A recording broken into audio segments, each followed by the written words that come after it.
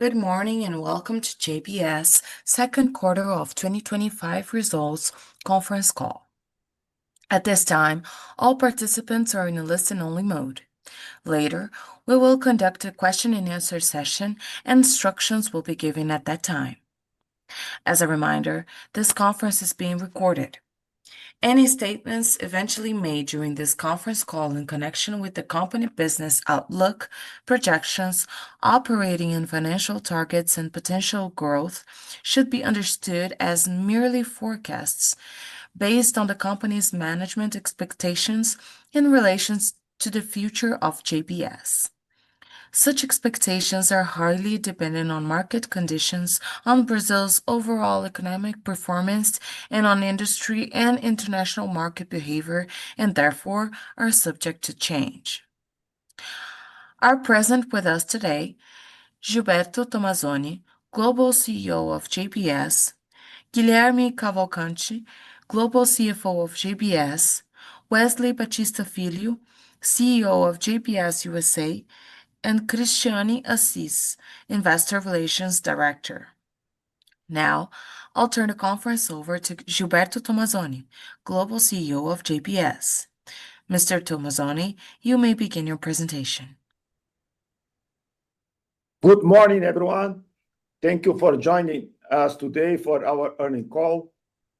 The second quarter of 2025 marked the beginning of a new phase for JBS. With the launch of our shares on the New York Stock Exchange, we completed our dual listing. This is a strategic milestone that enhances our global visibility, broadens our investor base, and reinforces JBS' position as one of the world's leading food companies. I want to emphasize that this starts a new chapter of our trajectory. We see a clear path to long-term value creation, anchored in operational excellence, diversification, innovation, value-added products, and strong brands. It's worth highlighting that over the coming years, we will keep investing consistently to expand our platform and position the company to meet the growing global demand for protein. We truly believe JBS is well positioned for the future. We are delivering our long-term strategy with discipline and consistency, and that gives us confidence in the path ahead. At the same time, we will stay fully committed to our mission of returning value to our shareholders, evidenced by $1.2 billion in dividends we paid this quarter, as well as today's announcement of $400 million share repurchasing program. Let's take a closer look at some strategic movements we have made this year. During the first half of 2025, we have made several important investments in the United States. In May, we disclosed a plan to build a new fresh sausage facility in Iowa, totaling $135 million. This came in addition to $200 million allocated to upgrading our beef plants in Texas and Colorado, and $400 million for a new prepared food facility that Pilgrim is building in Georgia. Yesterday, we also announced a further $100 million investment to acquire and expand a Iowa facility, which will be transformed in the largest ready-to-eat bacon and sausage plant in our U.S. operation. I want to stress here that all these projects are designed to support the growth of JBS prepared food portfolio, helping us to meet the growing demand for customers and consumers for these products. Even amid a challenging macroeconomic environment and with ongoing pressure in some business units, our second quarter performance once again reflected the resilience of our diversified global platform. Net sales were record, reaching $21 billion, a 9% increase year-over-year. Adjusted EBITDA was $1.8 billion, and with a margin of 80.4%. Poultry operation once again stood out as a key highlight. Pilgrim's achieved the highest EBITDA in its history, supported by lower grain costs and resilient U.S. demand. Results also reflect continuous growth in the prepared food portfolio, a strong relationship with the key customers, and a solid performance across fresh and case-ready segment in U.S. Mexico and Europe delivered a strong result as well. I'd like to particularly highlight that Seara delivered another quarter of consistent results. Despite the outbreak of avian influenza in Brazil, the business reached an EBITDA margin of 18.1%, driven by disciplined commercial strategy, product mix management, and a strong focus on innovation. The results highlights the robustness of our biosecurity protocols and the maturity of Brazilian sanitary system. It is important to note that the swift and technical response in Brazil's sanitary authorities, together with the strict industry-wide control, ensured that only one isolated case was confirmed in the country at a commercial farms. In the United States, our beef business continued to face a pressure from an unfavorable cattle cycle, as the spread between the livestock cost and beef price narrowed. The pork business was affected on a short-term basis by the trade restriction, and we expect the performance to return to normal level over the next few quarters. Diversification remained one of our greatest strengths. In Brazil, Friboi delivered strong results, driven by a new export approval and productivity gains.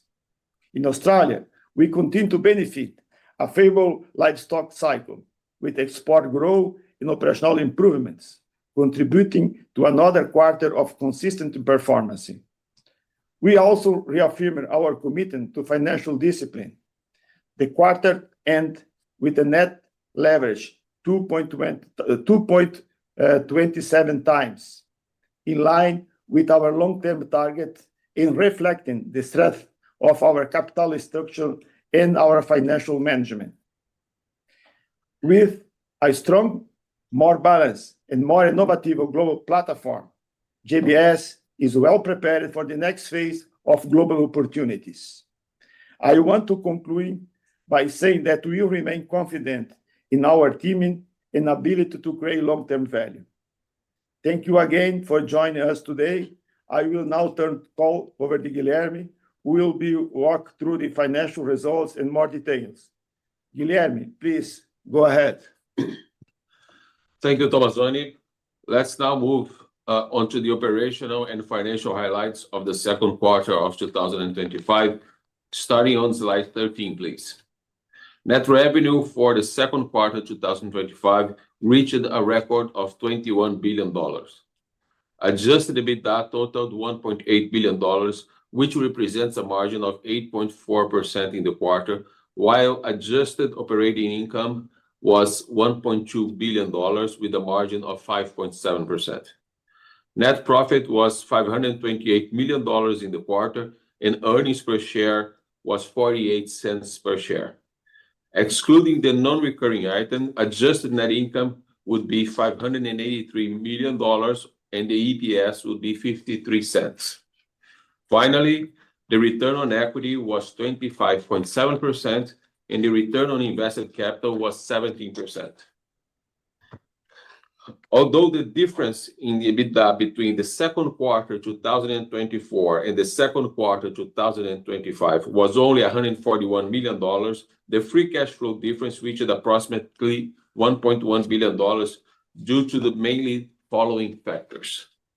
The difference in EBITDA, as mentioned above, $104 million of higher capital expenditures, $242 million increase in finished good inventories in the U.S., driven by higher prices. This cash is expected to return to the operating results over the coming quarters as sales are made. $250 million due to livestock hedging. Future purchase from suppliers such as feedlots at fixed prices are hedged through future contracts, exposing us to the spot price and thus matching with the meat sales. Due to the sharp rise in the cattle and hog prices, there was a negative cash impact on operating results due to the hedge. This cash is expected to return in the following quarter as the physical purchases are settled. $122 million increase in legal settlements, $257 million in higher tax payments, mainly due to improved results from PPC and Australia in recent quarters, a $51 million impact on Seara's chicken inventory caused by the market closure due to a single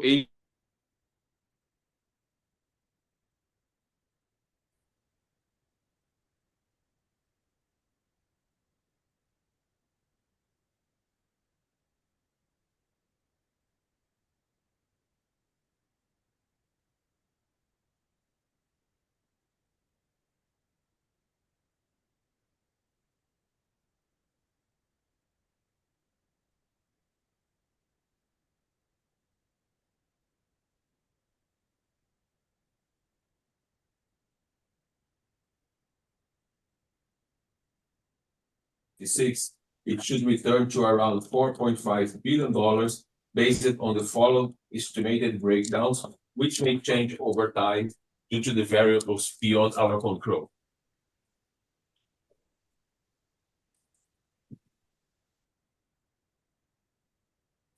Can I continue? Yeah. So capital expenditures of $2 billion in 2025 and $2 billion in 2026, which already included maintenance capex. Working capital of $900 million in 2025 and $250 million in 2026. The additional $650 million in 2025 compared to 2026 is due to the inventory and hedging impacts explained earlier. Legal settlements of $300 million in 2025 and assuming zero in 2026. Biological assets of $650 million in 2025 and the same amount for 2026. Interest expenses of $1.15 billion in 2025 and $1.1 billion in 2026. Leasing expenses of $500 million in 2025 and repeating in 2026. Moving on to slide 16 to discuss our debt position and leverage. In June, we accessed the bond market to refinance our short-term and 2027 and 2028 and 2030 maturities. Strong investor demand allowed us to upsize the issuance to $3.5 billion while achieving a record low spreads for issuers with our credit ratings, which includes a $1 billion 40-year tranche. In addition, Seara issued approximately $160 million in local debentures. We used $3 billion to efficiently retire debt, clearing nearly all maturities through 2031. As a result, our average maturity extended from 11 to 15 years, while the average cost increased by just 25 basis points to 5.6%. We kept the 2029 bond outstanding, given its low 3% coupon, along with the 2031 bond at 3.75% and two 2032 notes with coupons of 3.625 and 3%.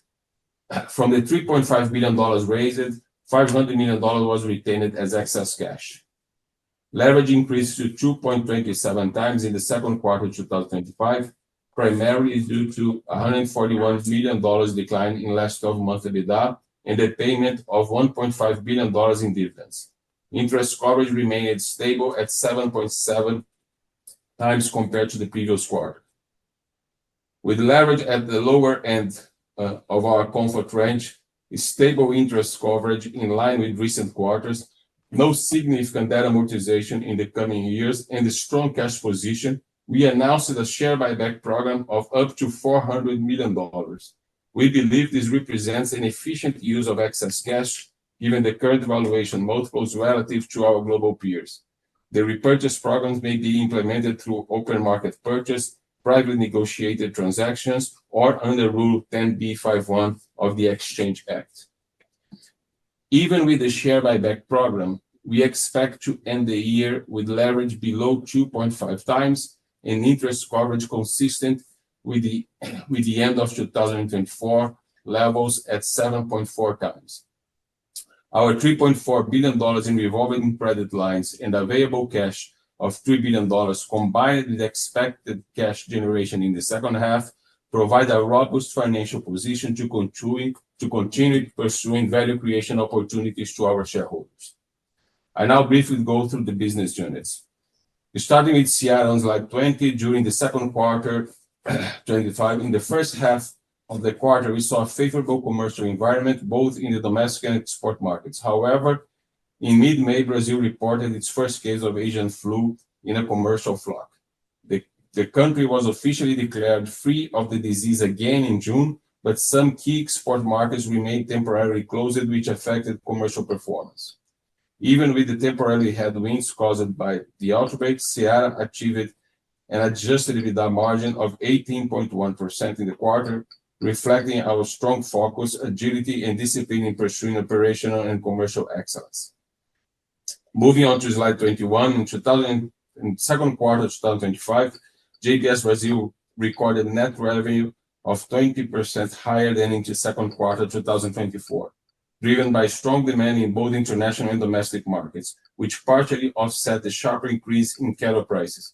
As a result, the EBITDA margin reached 6.4% in the quarter. Moving on to the slide 22, and now speaking in dollars and under US GAAP, JBS Beef North America net revenue in the second quarter grew 14% year over year, driven by strong demand and that drove cutout values to record levels in the US. However, profitability continues to be pressured by the challenging cattle cycle, which has also kept live cattle prices at record highs, as well as by the additional headwinds related to global trade and animal health concerns in Mexico. On the slide 23, we have JBS Australia. In the annual comparison, the 20% revenue growth was primarily driven by higher volumes of beef exports. The EBITDA margin reached 12.7%, an increase in 50 basis points compared to the same period last year, reflecting great availability of animals for slaughter and gains in operational efficiency. Turning now to JBS USA Pork, net revenues for the quarter decreased by 5% year over year. The pork business was affected on a short-term basis by trade restrictions, but the expected performance to return to normal levels over the next few quarters. Pilgrim's Pride, as highlighted on slide 25, reported a 4% increase in net revenue in the quarter. In the second quarter of 2025, Pilgrim's delivered record adjusted EBITDA of $687 million. In addition to a favorable commercial environment across its key markets, the strong performance reflects the successful execution of its strategy, including the strengthening partnership with the customers, expansion of value-added and branded products, innovation, and efficiency gains. With that in mind, I would like to open for a Q&A session. Thank you. The floor is now open for questions from investors and analysts. If you have questions, please click Raise Hand at this time. If at any point your question is answered, you can remove yourself from the queue by clicking at Lower Hand. Questions will be taken in the order that they are received. Please hold while we poll for questions. The first question comes from Lucas Ferreira with JP Morgan. Please go ahead.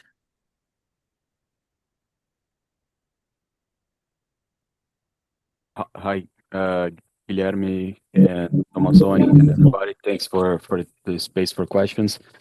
Guilherme, sorry, I think your line broke a little bit in the beginning of the presentation. So I just wanted to explore with you a little better your scenario for the free cash flow break even this year, next year. Just wanted to understand, especially if you already have any views on the CapEx, given the projects the company is announcing for processed foods. And if I may, also a quick follow-up on the effect of the hedges. Just wondering if you can explain a little better how much of that $250 million you mentioned is returning to the EBITDA in the following quarters. If you can explain a little better, that would be great. Thank you.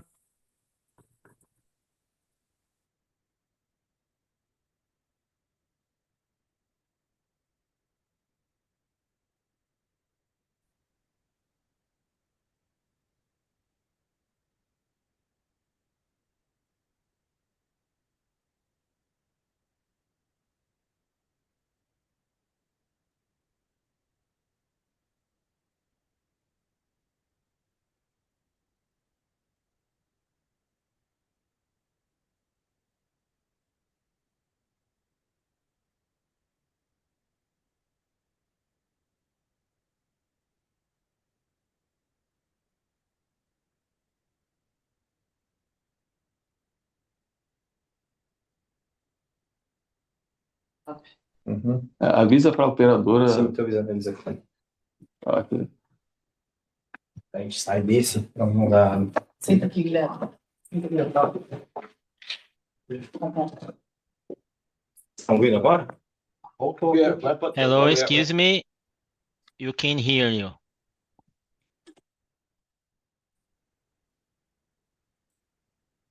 Okay, Hello, so can you hear me now? Yes. Okay. So Lucas, basically I'm gonna repeat the numbers that was cut. So capital expenditures, $2 billion for 2025 and $2 billion for 2026, already including the expansions announced. Of course, 2026, we still have to budget, and in the beginning of next year, we will give update on that. Working capital, $900 million for this year and $250 million for 2026.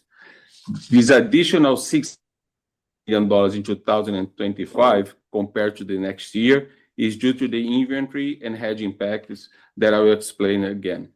Legal settlements of $300 million this year and assuming zero next year.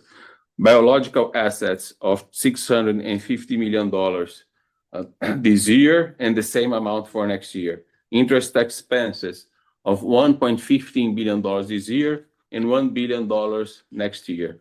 And leasing expenses of $500 million in both years.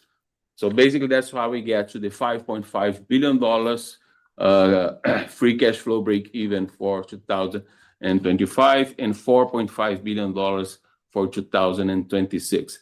Now, the hedging explanation, basically, we purchase cattle and hogs, for example, for sometimes 1 year from now at a price fixed, because sometimes the feedlots needs to have a better predicament of their flows to invest in grains and buy the cattle. And then we sell futures to be on the spot. So basically, we buy cattle in the future for a fixed price, and we sell futures to be a spot and then meet with the sales price of the meat in the future. So basically, this cash flow tends to return as the physical purchases are settled and the meat are sold. And of course, it all depends on the market at the coming quarters, but that's how it works. And the thing is, given that the cattle price raised very fast recently, we had this impact on the hedging, that on the derivatives and on the margin that we have to deposit, the cash margin we have to deposit. But again, as the cattle price also comes back and we freed, also the cash margins tends to really be released. It's clear, Lucas?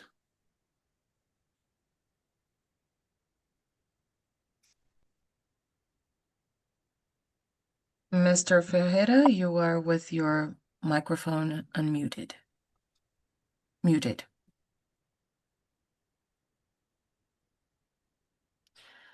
Okay, thank you.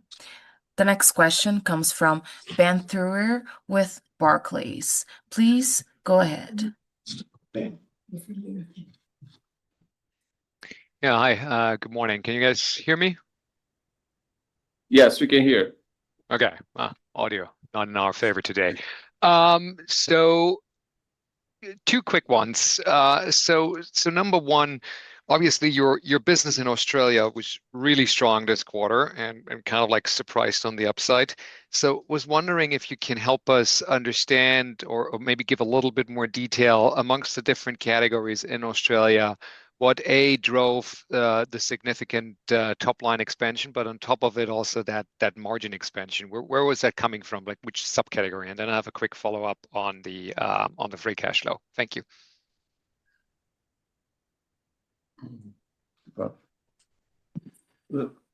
I bet, Ben, our results in Australia come for we increase volume, domestic and external, and we are able to increase price as well.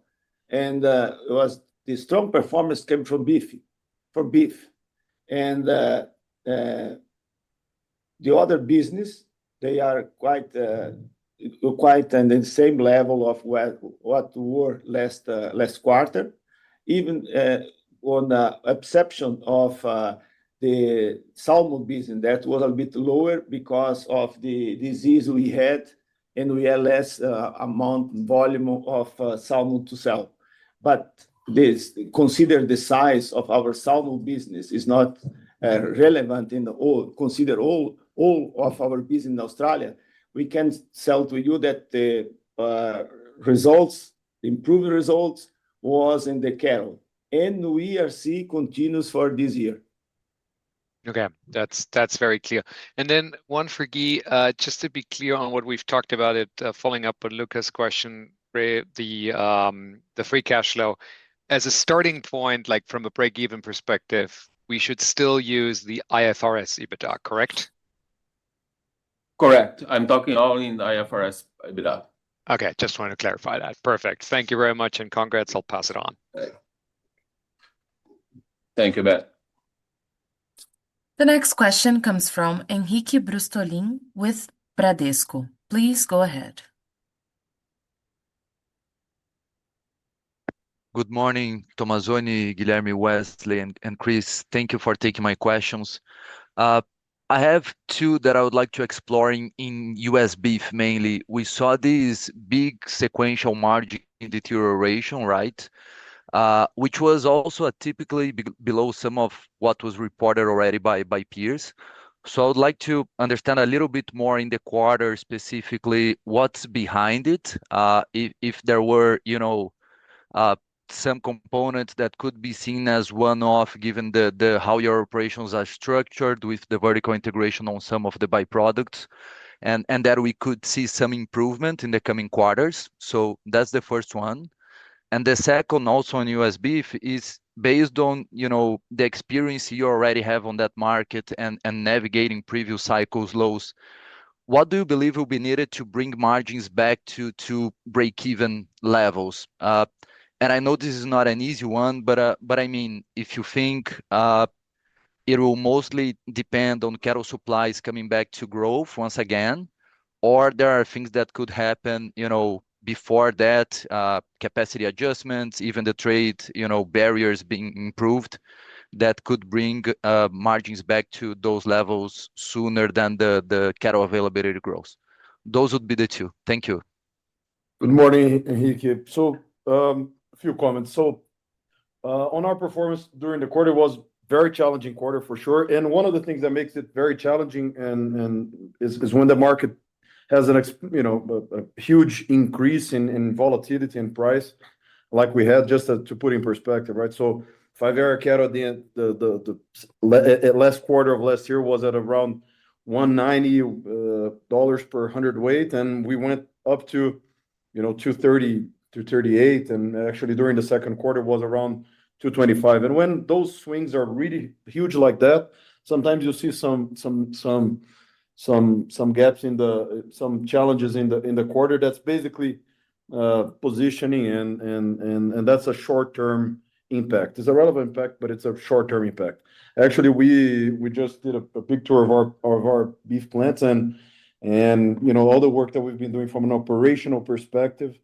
We're very confident with the work that the plants are doing, and in terms of efficiencies, in terms of yields, they're actually improving versus the previous quarters.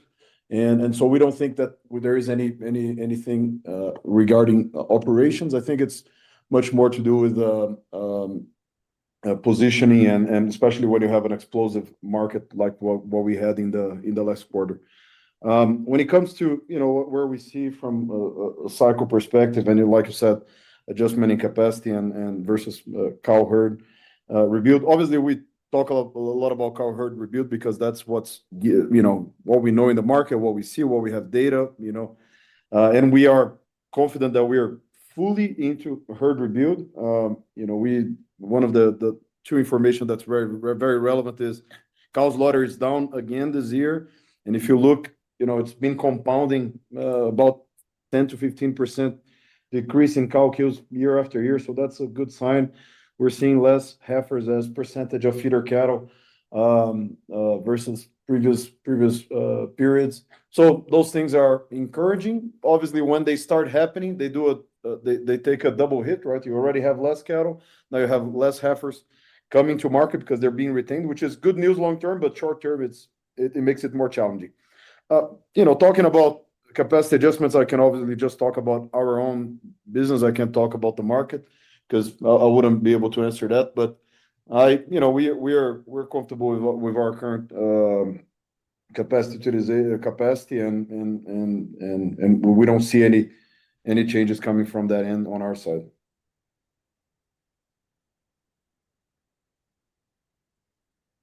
That's clear, Wesley. Thanks very much.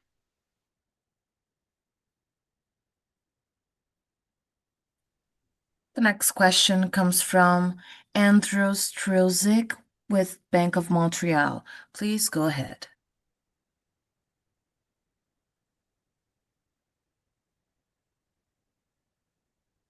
Can you hear me now? Yes. Okay, great. Good morning. Thanks for taking the questions. My first one, can you talk about the outlook for Brazil beef? With the U.S. tariffs, how is that impacting the operating environment and the supply-demand balance there? And how should that play out in margins over the balance of the year? Hi, Andrew. Thank you for the question. When you look for, just to make a comment first by the impact of the tariff, and then I'll talk about the outlook about the business. The tariff were recently implemented. There is which no impact in the quarter. When you look globally, the impact of JBS overall will be immaterial. If you look just for Friboi in Brazil, as a whole, the impact is not relevant.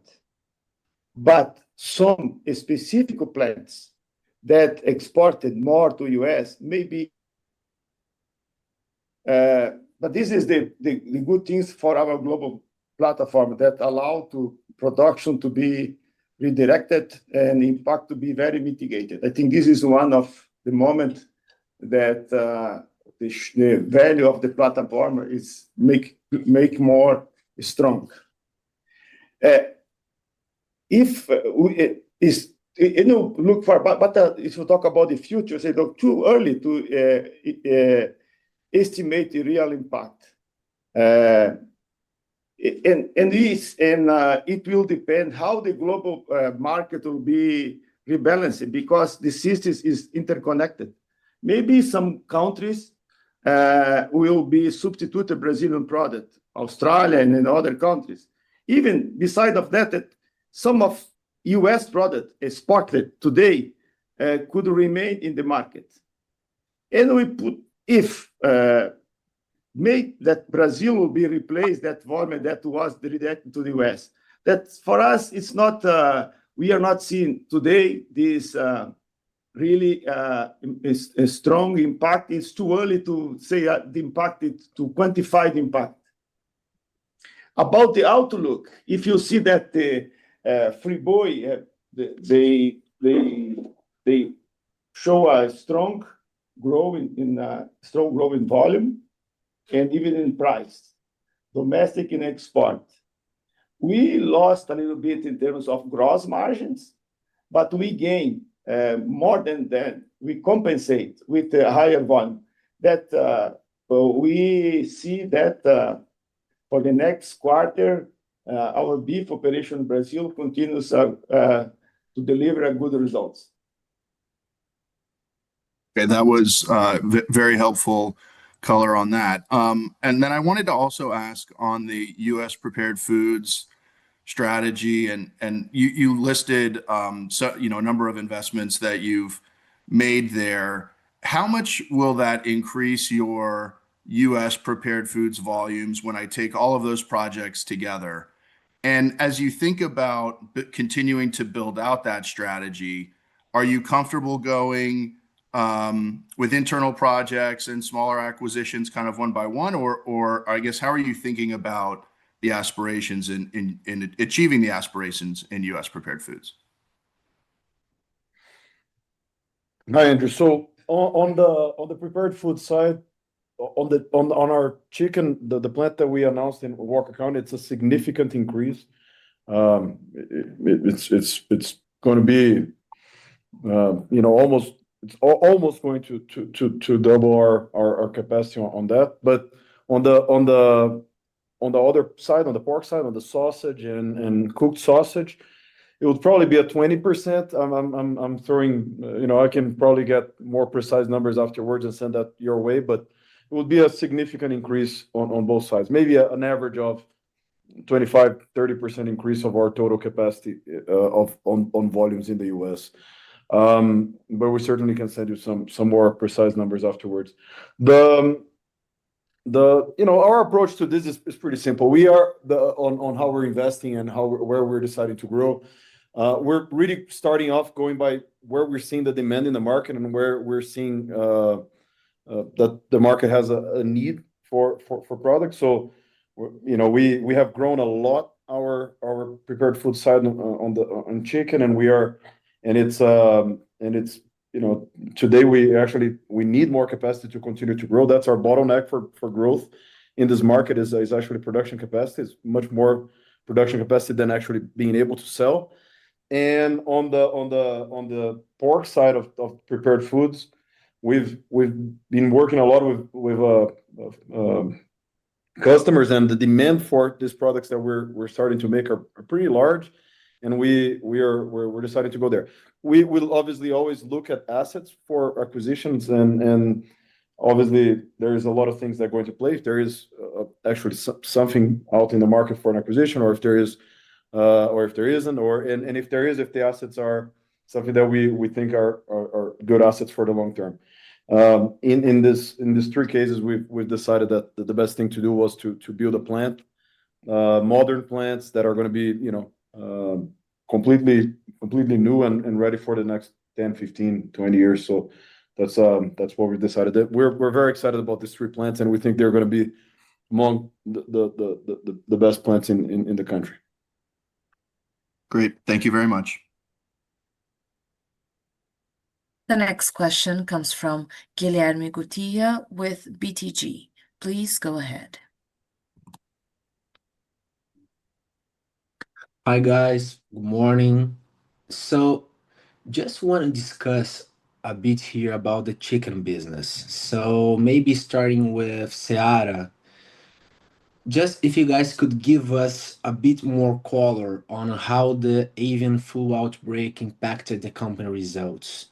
Maybe break down a bit how was the second segment profitability and how the outbreak impacted it. And also on chicken, but on a different topic, just want to discuss a little bit more here about the supply and demand scenario. So we already discussed here in previous opportunities about how the lower hatchability and higher mortality rates are impacting the supply of the chicken supply. But what do you guys expect ahead? Until when do you guys believe the supply constraints can delay this cycle from turning? So that's it. Thank you. Hi, Guilherme. Thank you for the question. I will be very pragmatic at the answer here to you. When the outbreak happened in Brazil, and practically 100% of the market to export to Brazil closed. We say that the impact that moment in June, that was in June, the impact of our EBITDA in June was around 5%. Not just in chicken, the company as a whole, Seara. And now some of the markets reopen, remain closed to important markets that Europe and China. We see that the government and the Minister of Agriculture is working to reopen market. I saw in the media yesterday that President Lula discussed it with President Xi Jinping about the issue. I'm so confident that may be reopened very close these two markets, and because there is no technical reason to be closed, because all of the technical things was answered, a question that the market made, and ONSA was declared Brazil free. We are so confident that will be reopened in the coming weeks. But the fact that today is closed, and the impact for these two markets is in the profitability of Seara, there will be around 2 percentage points, or 1.5, say 1.5, 2 percentage points. That is the impact we have now with this. I think I hope we answer your question of the first question. The second question, the outlook of the chicken business. We saw a strong demand for chicken globally, all of the markets in Brazil, in US, in Europe, Mexico, all of the markets we see strong demand because in US the consumer substitute beef from chicken. And we see all international markets very demand. Brazil is we had the problem, but the market that opened, we export. There is strong demand from the volume. All the things that you have mentioned before about genetic, about mortality, about productivity, not changed so far, and we remain confident from the outlook for this year for chicken. Very clear. Thank you very much. Muito claro, obrigado. The next question comes A from próxima pergunta Priya vem de Origupta Priya from Origupta, da Barclays. Please go ahead. Senhor Gupta? Hi, thank you so much for taking my question. Making sure you guys can hear me okay? Yes, we can hear, Priya. Okay, perfect. Wesley, I'd love to just follow up on the comments that you were making around the prepared foods business. You did highlight that the company does consistently look at acquisitions as well as it considers sort of how to approach growing out capacity. Based on some of these investments that you guys have been talking about, should we assume that the need for acquisitions might be lower in the near future in the prepared side of the business, or is there still scope to look at inorganic growth? Hi, Priya. It's difficult to forecast what's going to be the future, right, on this, because these are all based on opportunities, right? Acquisitions are always based on opportunities. So obviously, like we've always done in our history, we're going to look at anything that comes up, but it's difficult to forecast if it's going to be more one or more the other. Obviously, when we want to grow a business, we look at both. So it will be difficult for me to project for you what's going to be the future of this. That's helpful. So it's just more of an ongoing thing. With regards to the beef cycle, it's I would say sort of getting to this point of heifer retention has been a little bit more elongated than we've seen in the past. What's your perspective on sort of how long it could take us to really start to see the bottom on profitability? So sort of how are you thinking about, getting back to break even in the beef segment, and then starting to see growth? Yeah, I think this year and the beginning of next year are going to be the bottom side of the cycle, and then from there, it's going to be a gradual increase. Somewhere end of 27, beginning 28, it's going to be gradual. It's not going to be overnight, right? That you're going to see a complete change in the business. It's going to be gradual, but I think the worst part of the cycle is going to be right here for the next maybe 3-4 quarters, and then from there we're going to see this change and gradually improve. Okay, that's helpful. And Guilherme, can you remind us again how you think about your ongoing cash balance? We're just shy of about 3 billion at this point, if we include some of the margin cash in there. Is that the right level for the near term, or would you like to have a little bit more of a cushion there around where you maintain cash? Hi, Priya. No, I think this is more than enough. I think given the company's cash conversion cycle today, a cash of $2 billion worldwide is more than enough for the operation. So we are comfort with the current levels. And that's one of the reasons that we announced the share buyback programs, because as you know, we paid $3 billion in debt, and the other debts that we have up to 2032, they all have coupons lower than 3.75%. So it was not efficient to buy the debt with excess cash. So we announced the share buyback program, but we still have cash above what we need to our cash conversion cycle to operate. Great. And then just one last administrative question. Where are you guys in terms of updating the bond ticker now that the equity listing has been completed, and then putting the shelf in place? Thank you. Okay, so first on the ticker of BZ, we're talking it's out of our control. We're talking to Bloomberg for a while now to take the BZ out of the ticker. We'll keep following on that. And the shelf registration, we need first we'll finish all the exchange offer to make all the remaining 144A bonds registered, and then we need the first to register offer for then to 1 year later to be a week C, and I have a shelf registration. So we first need to do an issuance of debt and equity for then registered, so then to ask for the shelf registration in week C. So I think maybe this we need a new issuance, which currently we don't envision, given that we just, again, as we talked about, we have more than enough cash. We have no maturities in the near term. So I don't see we coming to the market anytime soon. Great. Thank you so much. The next question comes from Gustavo Troiano with Itaú BBA. Please go ahead. Hello, everyone. Can you guys hear me? Yes, Gustavo, we can hear you.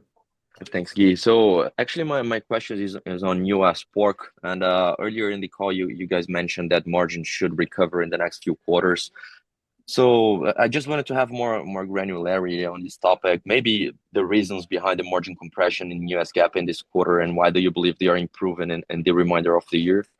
And if possible, if we could explore a little bit more like the pace of this recovery, and when do you expect these margins to reach your, I would say, recurring level going forward?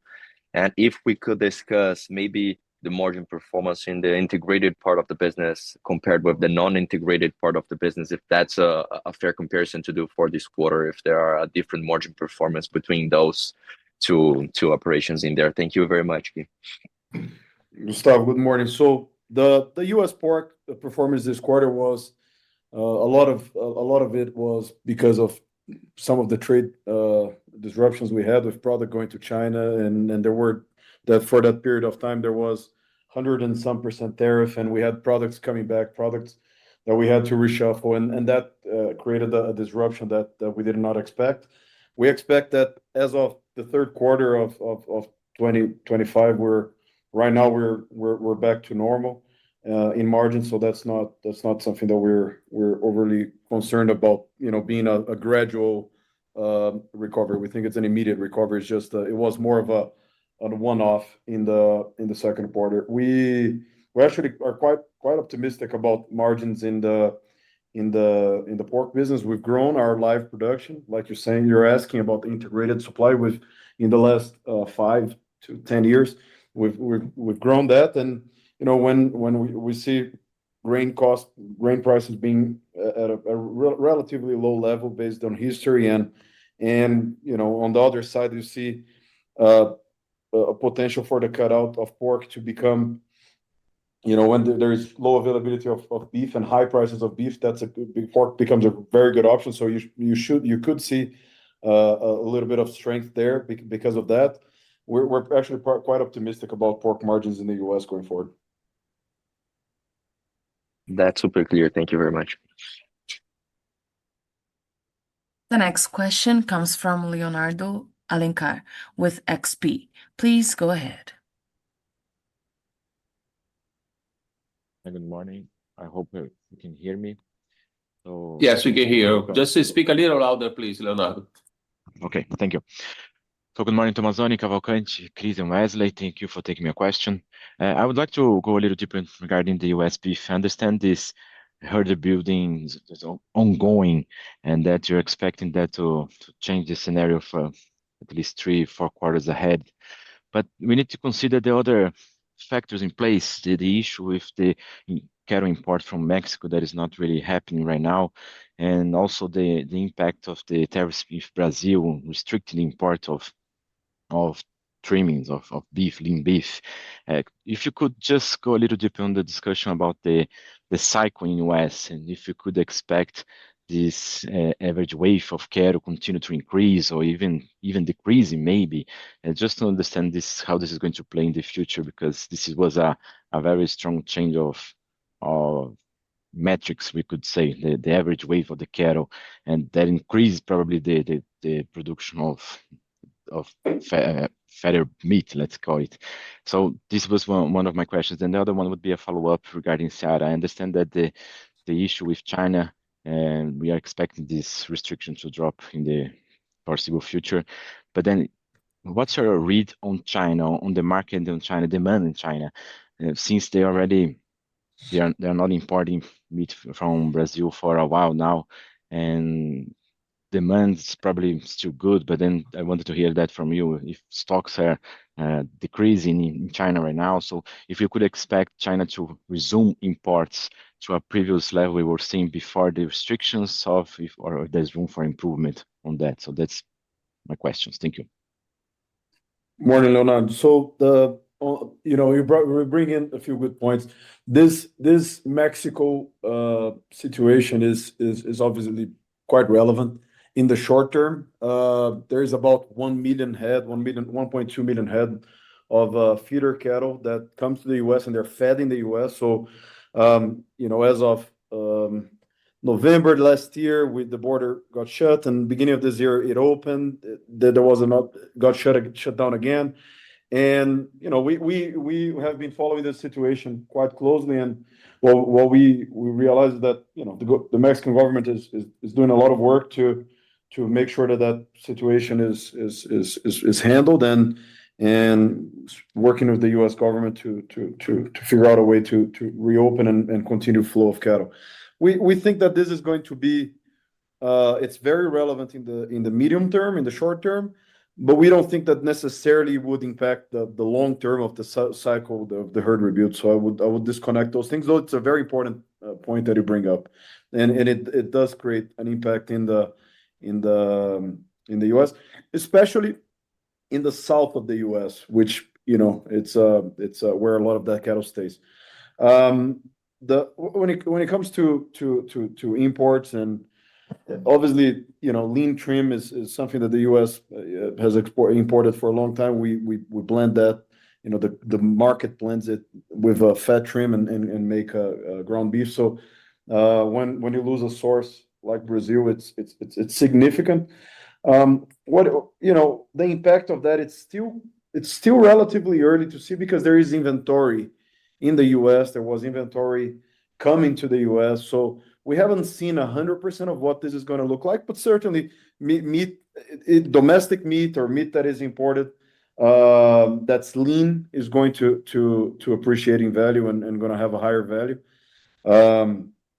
And we'll see what that's going to, that's exactly how big the impact is going to be when that Brazilian inventory of meat in the U.S.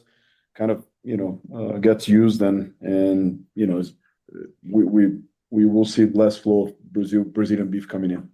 So it's too early to tell exactly how big is going to be the impact. Okay, thank you.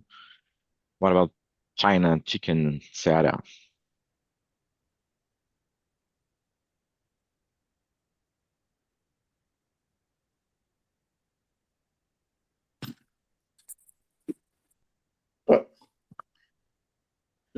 Leonardo, related to chicken Seara, I think I don't know what's clear before, but the impact of the avian flu when we had the month that had the outbreak was a really strong impact, was around 5% in the result of Seara. Now, after release of markets, the impact is around 1.5% percentage of the EBITDA. And we are really confident with the future of this business because demand is strong, domestic and export. And not just in Brazil. We see all of the markets. We see in the U.S. with Pilgrim's releasing the results, and I think Fabio was mentioned that the strong demand in the U.S. is not different in Mexico, is not different in Europe. We see, and when you look for the supply, the same restriction we had before. We are discussing about genetic, about mortality. All of the issues remain. May increase a little bit more the number of bullets, but when you look for the demand, the increase in the percentage of the number of bullets did not make really the difference to impact the results. We remain very positive with the chicken business for this year. Okay, thank you very much for the details. The next question comes from John Baumgartner with Mizuho. Please go ahead.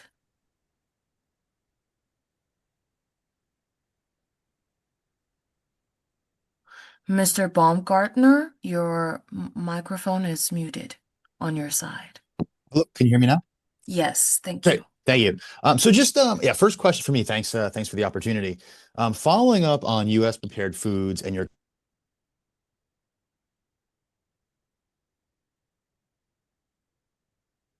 Excuse me, ladies and gentlemen, it seems that Mr. Baumgartner has disconnected his line.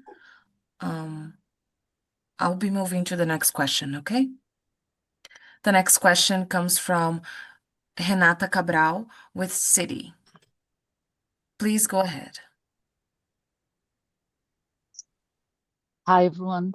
Thank you so much for taking my question. My first one will be on the Brazilian beef cycle, actually.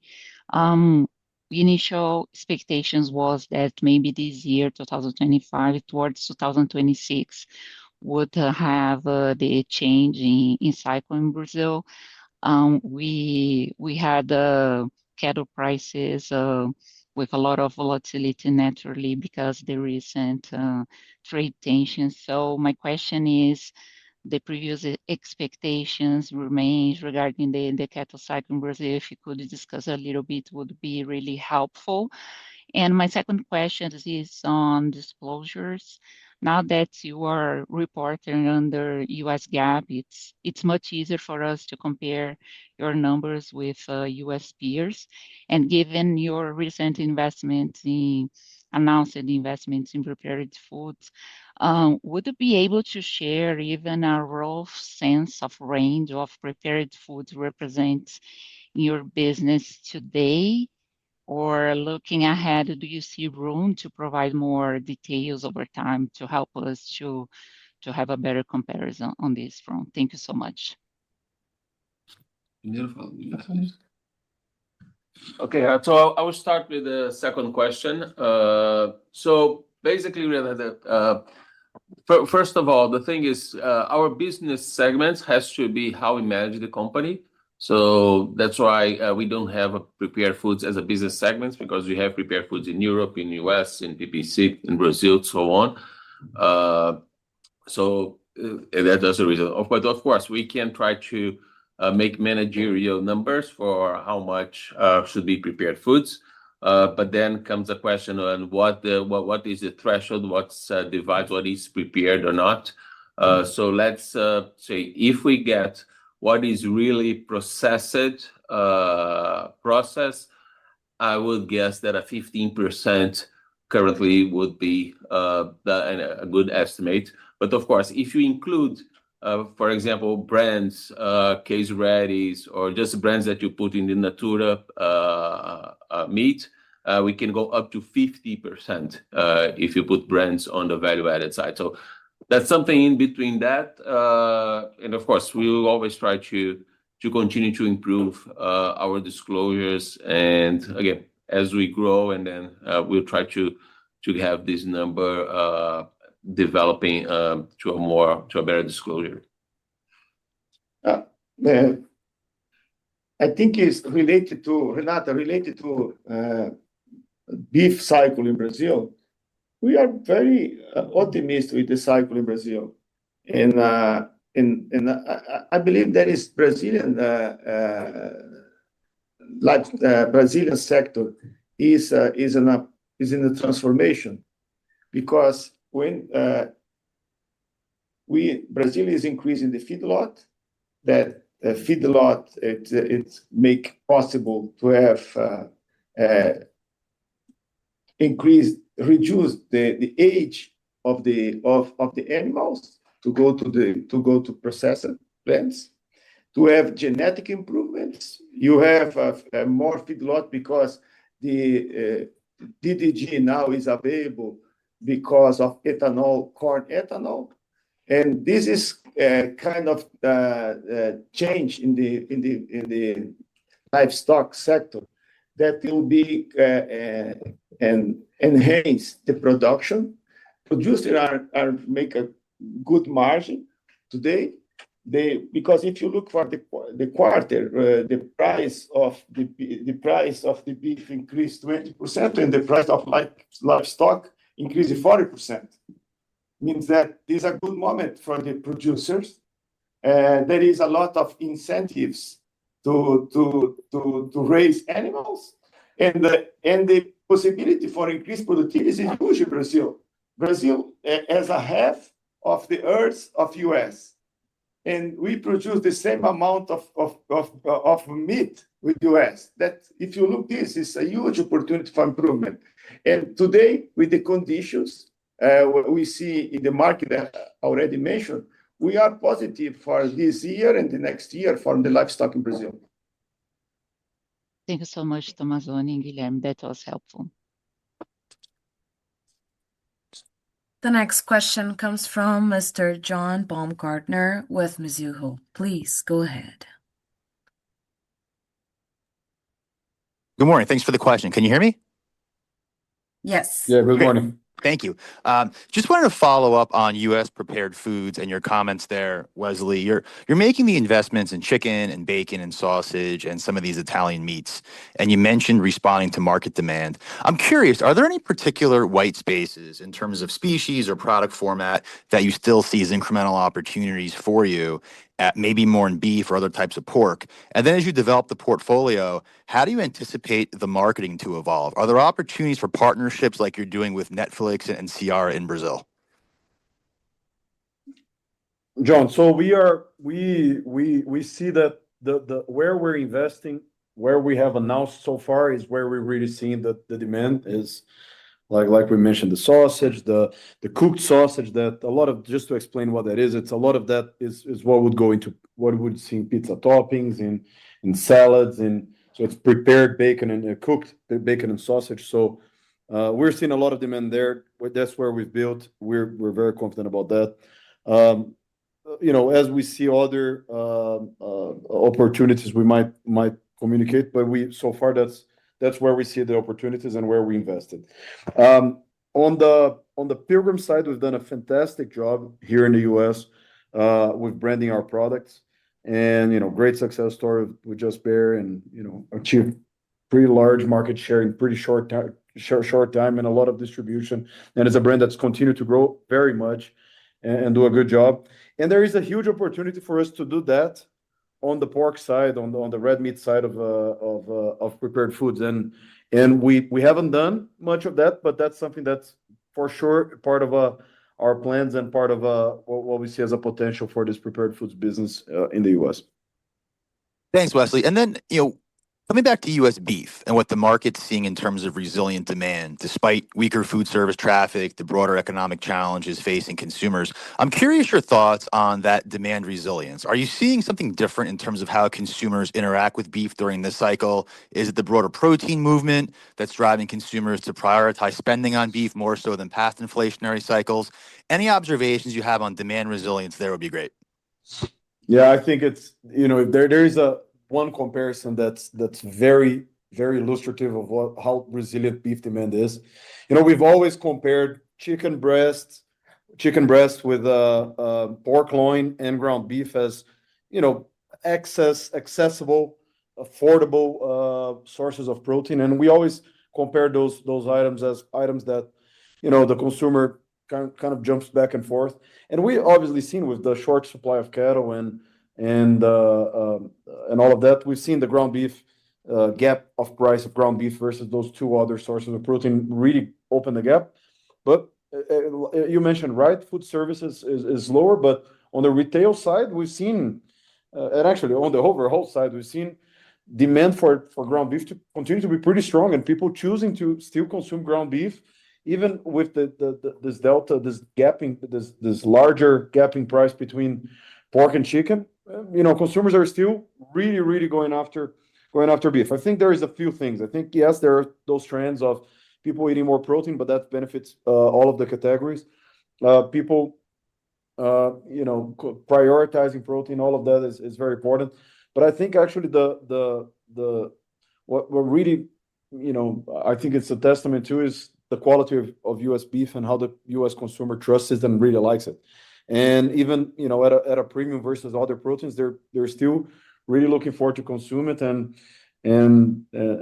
seek it. So obviously it's this price being so much different than pork and chicken is more to do with the cattle cycle than anything. But the consumer is responding to that and still choosing to consume U.S. beef because of its quality and how much they trust the product. That's what we think. Thanks, Wesley. The next question comes from Ricardo Alves with Morgan Stanley. Please go ahead. Hey, everybody.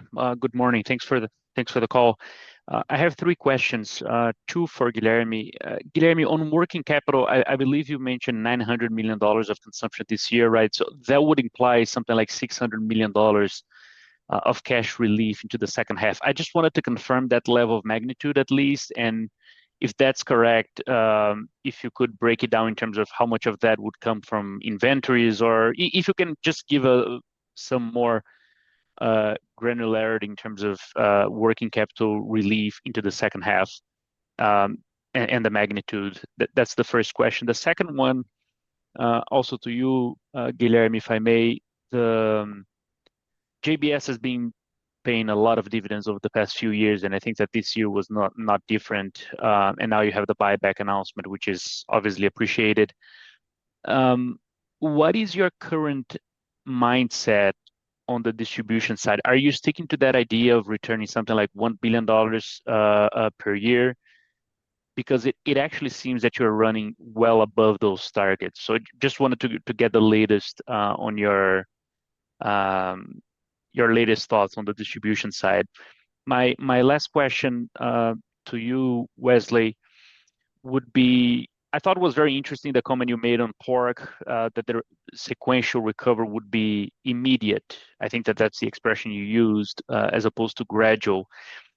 When you look at the beef performance this quarter, do you think that there are elements to the performance of the second quarter that you could also have an immediate sequential recovery? I know that you also made it clear on the U.S. beef side that you're going to have 3 or 4 quarters of very tough profitability, which is a view that we tend to share. But on a sequential basis, this -4%, are there elements, are there factors that you believe you can overcome really fast to improve to, I don't know, maybe closer to low single digit negative margins? Those are my questions. Thank you so much. Okay, hi, Ricardo. So basically for this year, I think the best estimation in terms of cash generation for the second half is that what I mentioned, that the free cash flow break even for this year at $5.5 billion. So get whatever is your EBITDA estimation for the whole year, minus 5.5, and then takes out 25% effective tax rate. That should give you a good estimation of how much cash we will generate. And you're right, we'll be releasing cash in the second half, as every year we do. And it comes from decreasing inventories and the postpone. In the last quarter, we always have around at least $400 million of postponement of livestock payments that releases working capital in the fourth quarter. So that I think that the math of the cash flow break even that I mentioned can give you a good estimation of what we are expecting to generate the whole year, and of course, consequently, in the second half. So in terms of the dividends, if you look at how much we paid in dividends since 2020, we are exactly $1 billion, $975 million average, in fact. So we paid in 2020 around $800 million, 2021 another $800 million, $900 million. So in 2023, we paid 450, but we promised there the listing that we paid this year.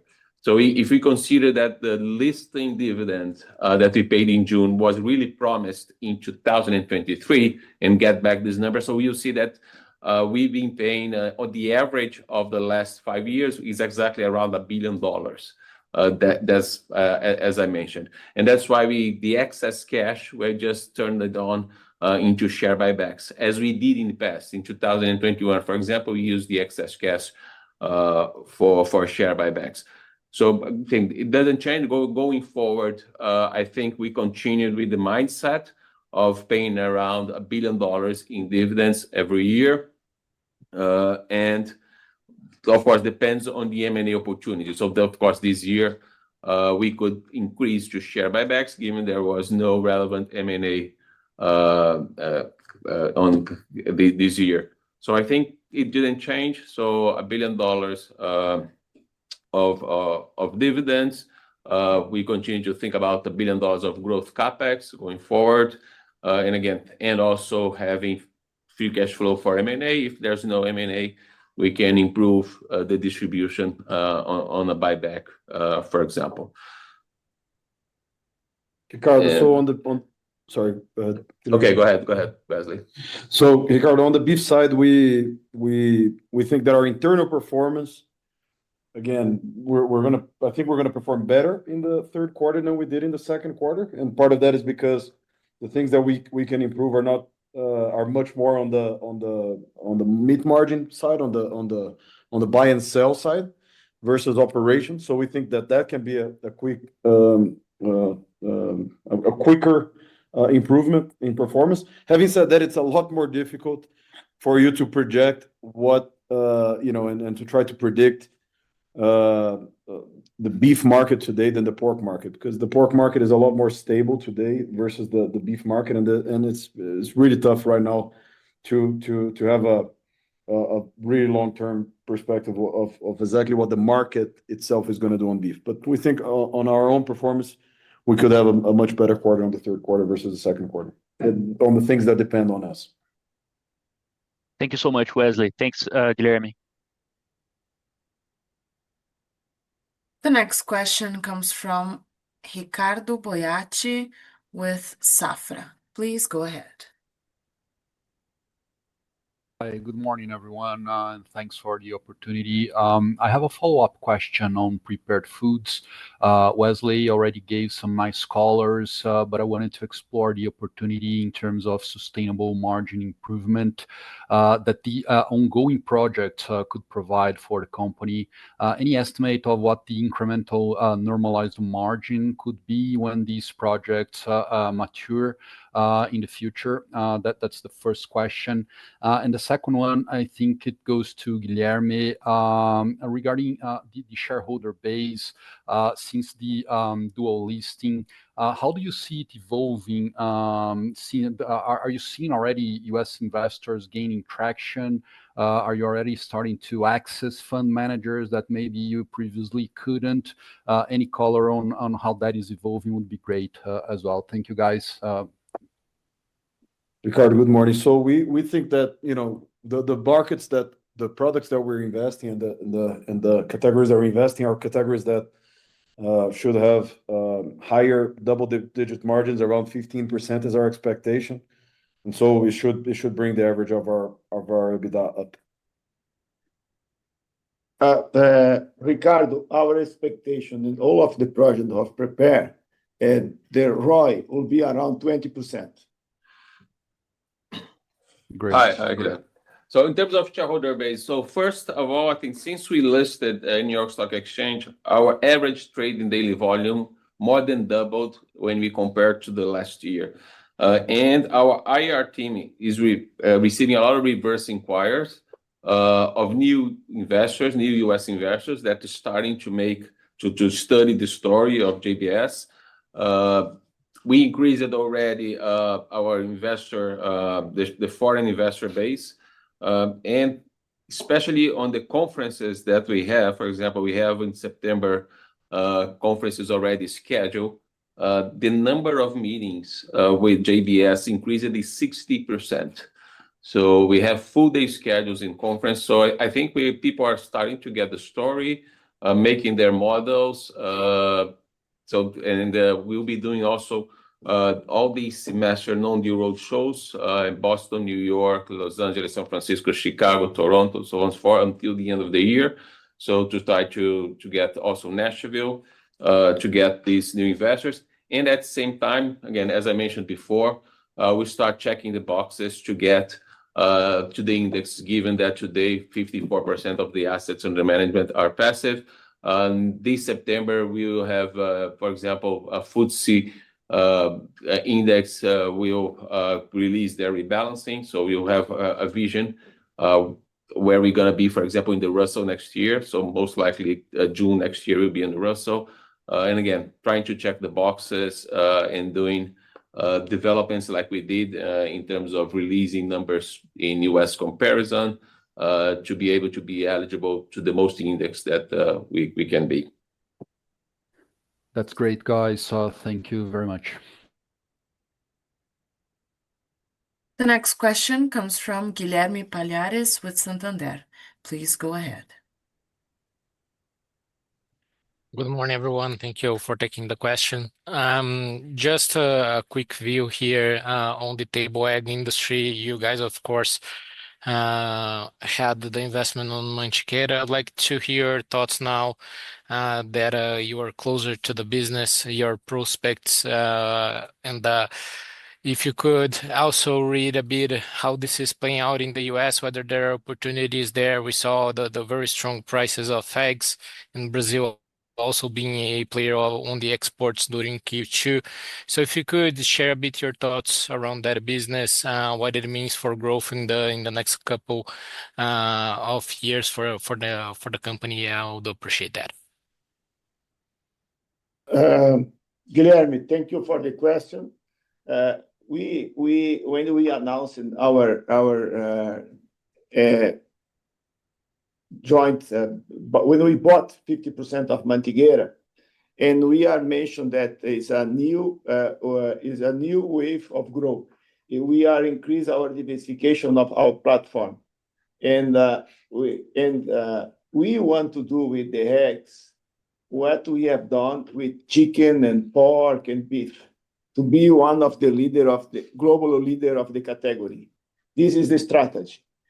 We cannot mention one other strategy because this will be responsible for Mantiqueira, and not for us to say that what will be acquisition or something like. All I can see, it's our priority for growth, both in Brazil and US in the egg sector.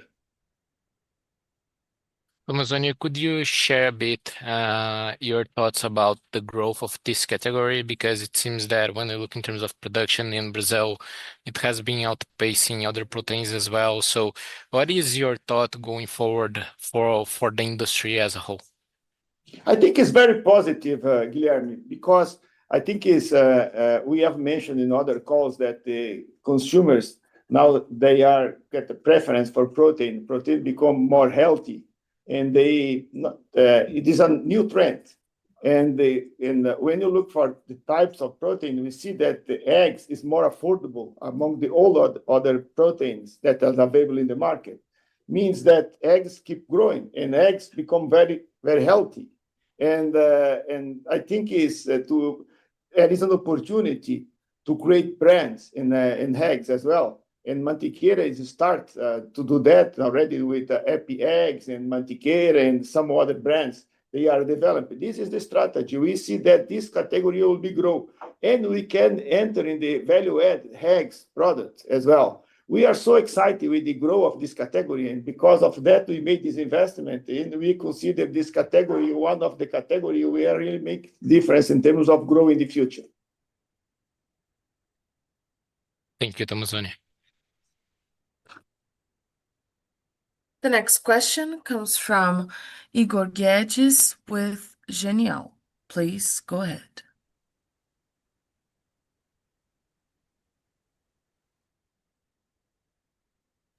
Good morning, everyone.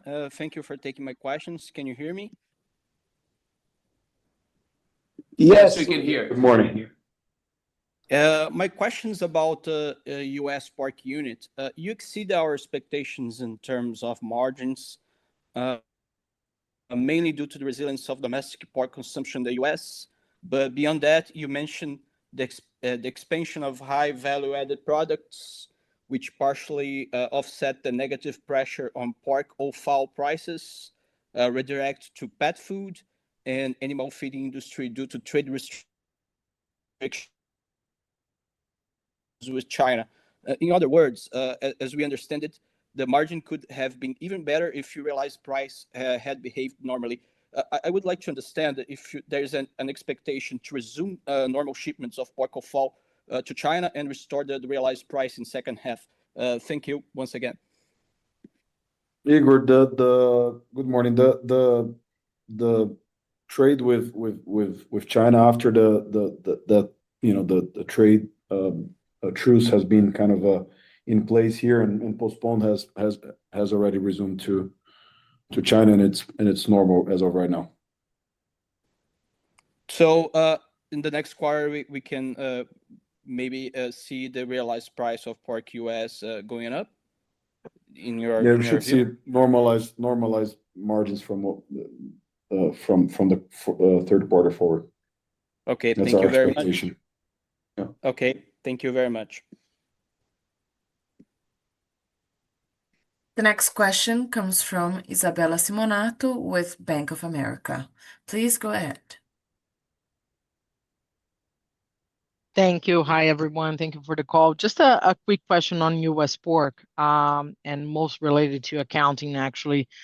we saw a big difference, right, in the IFRS margin and US GAAP, which happened in the past, and you guys put a footnote explaining a little bit of the accounting. But I think our perception, right, is that you took a hit when we think about the US GAAP margin in the end of the quarter because of lower cutout prices, right, while hog prices moved up during the quarter.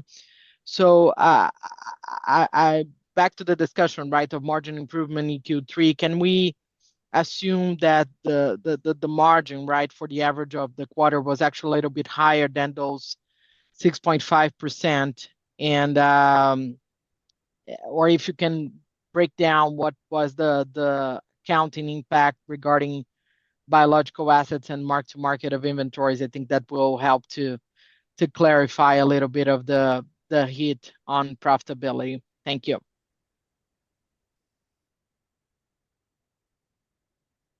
Isabella, good morning.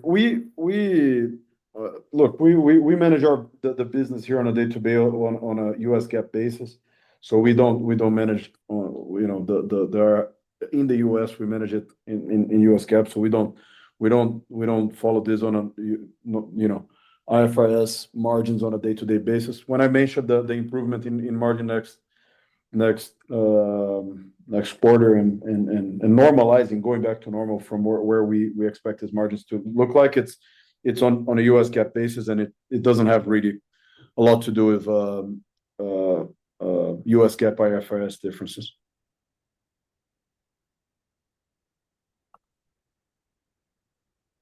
I got it. Thank you.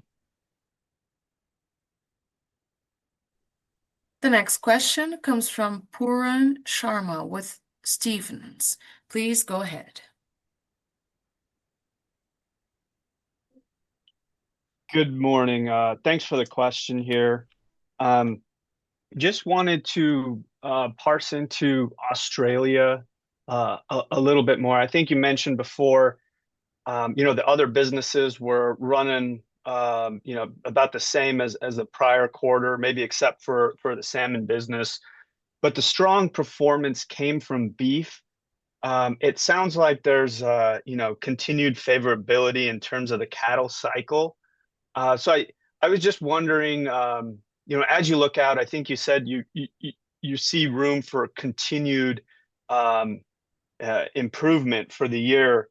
And I was wondering if that you meant that on a sequential basis, like when I look at EBITDA margins, do they sequentially improve from these strong levels, or were you thinking more on kind of a year-over-year basis?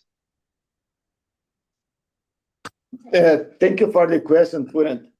We see that the margin of the Australia business will be two-digit, and the coming quarters we see favorable livestock availability. We see that improving our results on the salmon business, and the other businesses, they are very stable. Pork performs very well, and prepared food is doing well. And see that our 50% of our business in Australia is beef, and we see these results will be in above two digits. No, it will be two digits. Sorry for that. It's two-digit, and we remain confident because we are talking the other quarters that the cattle are available, but there is too much rain. They are not able to catch the cattle in the farms. And now the environment condition is much better, and we are normalized our operations. We are working in our plants full, and we remain confident of this business. Great. I appreciate that. And just as a follow-up, and wanted to hone in further on the US and Brazil tariff situation. It sounds like JBS Brazil can find some offsets. You guys mentioned your global platform, and And so I think you could find some offsets if you see some weakness there. But I just wanted to ask about the U.S. chicken business, Pilgrim's Pride.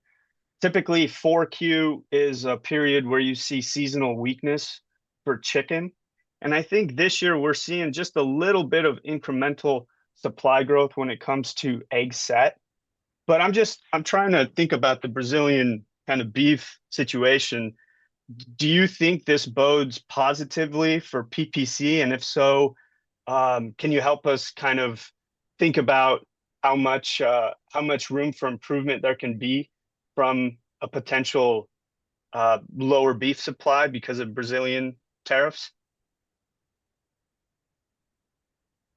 I think there is too early to estimate the real impact now, because we see that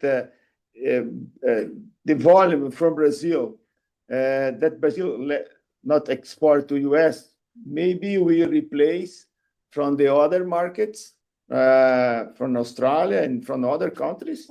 And as I mentioned before, beside of that, some of the US products today are exported, could be remained in the domestic market. The end, I think, is the US market will be supply from the one side for the other side. And this will be open the opportunity for Brazil, because this is a interconnected system. There is no more production of beef globally. If some countries they directed its sales to US, they will be open opportunity for the market that they live. And I think we need to wait for this rebalance situation that we can more estimate what will be the impact of that. Related to chicken, you are right. There is a little bit increase in terms of egg set, but when you see the demand, I think the egg set we talk about 1-2%. It is and the demand for protein is much higher than this, and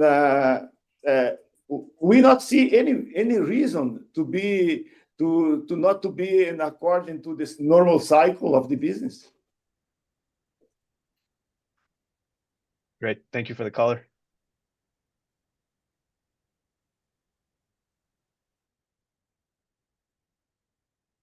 Thank you, everyone. Ladies and gentlemen, there being no further questions, I would like to pass the floor to Mr. Gilberto Tomazoni. I would like to once again thank you everyone for joining this earnings call. As of this quarter market our listing in NICE, we reaffirm our focus on grow and deliver value to shareholders, as well our confidence on the strength of our diversified platform, both in terms of geographic and protein. Year after year, it's proven to be the right strategy and excellent tool to protect company for cycles, supply chain disruption, or geopolitical impacts. I would like also to take this opportunity to thank all JBS team members. Our company is truly powered by people who are sharing a common mission and are focused on delivering better results for every day. Thank you all. This is the end of the conference call held by JBS. Thank you very much for your participation and have a nice day.